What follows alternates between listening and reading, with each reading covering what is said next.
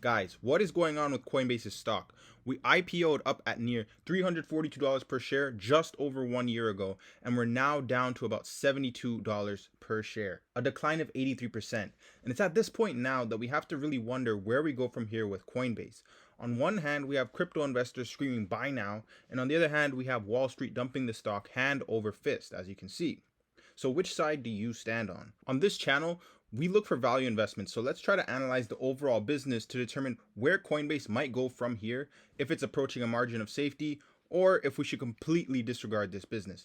Keep watching to find all that out, as we'll be talking about that and more on today's episode. How's it going? Welcome to Everything Investing. I hope you're having a great day. But with that being said, today we're going to take a look at Coinbase's Q1 2022 earnings results. We'll do a deep analysis into the financials here. We'll also then skip over to the technical setups and see what's actually going on with Coinbase. And then we'll finally conclude with the valuation of this business to see whether or not this is something we as retail investors should be adding to our portfolios now that it's at all-time lows. And if you enjoy the analysis and the value investing perspective, please like and consider subscribing for more of this content. So jumping into our technical analysis here, guys, we can see right away down 80% from the highs of 2021. This was just in November. So, I mean, guys, we're falling off a cliff so far. So when we add on our drawings here, guys, what do we see? We see that we IPO'd up into the 380s, 340s, whatever the actual IPO level is. It doesn't necessarily matter. But we IPO'd up here into 380, let's say, fell off a cliff down to 220, rebounded strongly actually back up to 350 and was strongly rejected once again. So this is going to be our tough resistance zone. We're rejected up here. 350 fell all the way down here to what used to be support, which was down at 220s, didn't hold up this time, which is since the start of this new year in January here. And we can see where we used to consider this to be the buy zone, we're falling through the buy zone. This is supposed to be our long-term support that holds up the stock. This hardly ever fails with stocks, and as you can see, it's clearly failing here with Coinbase. That's not a good sign at all for investors, especially not for people who are potentially interested in investing in a stock like Coinbase. But guys, as you can see, over the last few months, yeah, we've fallen completely off a cliff down to $70 per share. This stock, mind you, and just over a year ago was up towards almost, and we touched actually $430 per share. So value investment so far, I don't know if you can say that, but let's jump into the earnings highlights to see what exactly has been going on for Q1 2022. All right, so let's see what we have in terms of our Q1 2022 earnings highlights. We'll start with revenue as always. This came in at $1.16 billion for this quarter. This is actually down 35% year over year, and we also missed by $320 million here. So on top line just alone, that is looking really bad, because typically what will happen is we'll see a lot of, and if you recall some of the other previous videos that we've done, we'll miss on our top line or bottom line. That's fine, but we'll also be growing still year over year. Coinbase is actually losing revenue year over year, and that is a bad sign for business. Earnings per share here, we came in at negative $1. Basically, they came in at a loss of $2 per share. Terrible, terrible. And they missed by $1.73.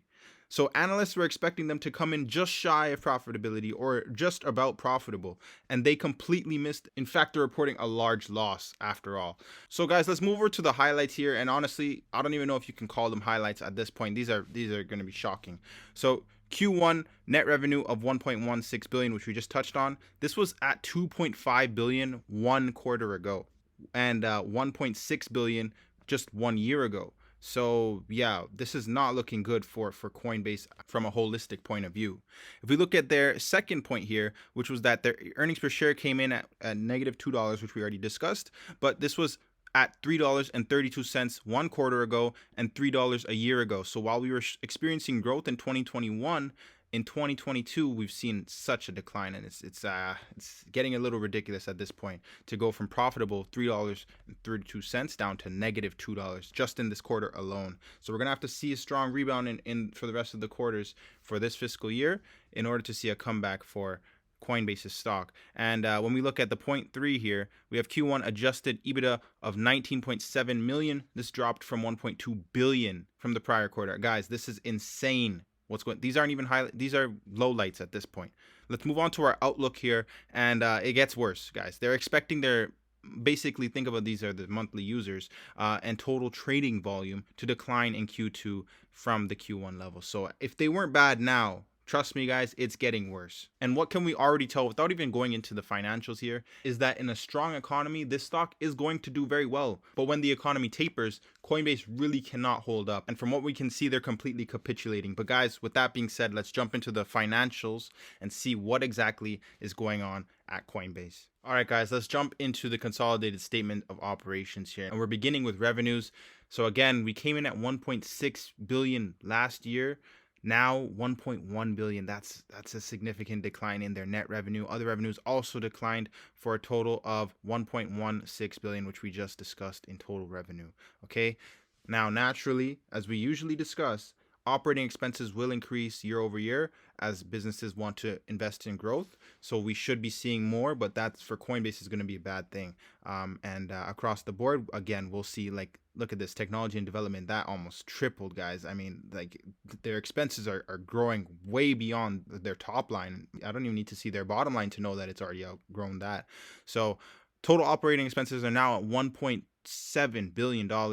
Okay, that comes for an operating loss of 554 million, guys. Last year we were at about $1 billion in operating income. Okay, deduct our other expenses here, and we get down to our net income or net loss figure for this first quarter here, 429 million. Last year, again, 1 year ago, we were up at 750, let's say, $1 million in profit. So not a good sign for Coinbase investors or potential investors. If we look at our shares, what has happened as well? Oh, they're absolutely just diluting you as well. So that's just the cherry on top with all the losses they've also incurred, is to dilute the shareholders that they have. But with that being said, guys, let's move on to our balance sheet up here. So our balance sheet, will start with our current cash and cash equivalents. And as always, we're going to look for the debt serviceability here. Okay, we have about $6 billion in cash, which is actually pretty strong for this business. I'll use that number to compare that with the debt figures here. It looks like we have some customer custodial funds as well that are also a large ticket number here in their assets section. So we have total current assets, basically $17 billion. Last year was 18. It's not too much of a change there. And total assets overall as about 21 billion, and it's relatively flat year over year. Okay, let's look at their liabilities here, guys. And I'm not too interested in their custodial funds. Again, that's 9 billion there, 10 billion there. That's just a line item of their business. But I'm interested down here in our long-term debt figure. This is actually only 3.38 billion. Compared to the 6 billion in cash. That's actually a lot better than I would have expected for Coinbase's business so far from what I was seeing. So yes, their debt is definitely serviceable. They could pay it off all right now if they wanted to. It is actually good that they do have $6 billion of cash. So really, if we deduct the debt from this 6 billion, they have about $3 billion of cash just sitting there on the sidelines that they can reward shareholders with. So that is the first positive I've seen so far with this business. But yeah, let's continue on and let's take a look at their statement of cash flows if we scroll down here and see what we're actually working with here in terms of their free cash flow figures. Okay, so we have net loss, again, $430 million last year, 771 positive. Okay, we add back our depreciation, amortization, impairments, everything. Let's try to actually be optimistic here with Coinbase and assume that this actually is a great business, even though we've seen some of the financials here. We even add back in their stock-based compensation, guys. I don't do that. I'm trying to be optimistic here for the crypto investors. We have $830 million loss in operating cash flow.